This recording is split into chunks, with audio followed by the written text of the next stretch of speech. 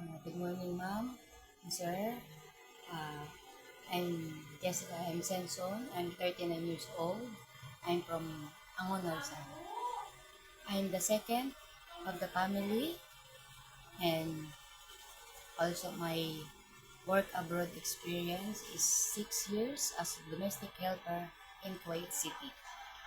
I do cooking, cleaning, ironing, gardening, taking care of the pets, like guinea pig and lovebirds, and also household chores.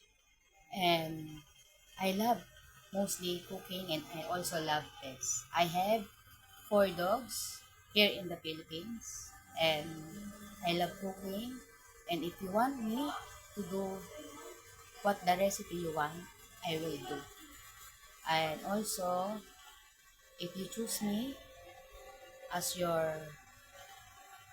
caretaker or as your nannies, I do my best to do my task, and I try my best to do all the tasks that you want me to do.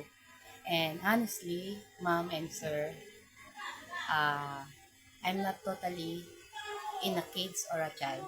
But if you want me to take care of your kids or child, I learn what you will do to me.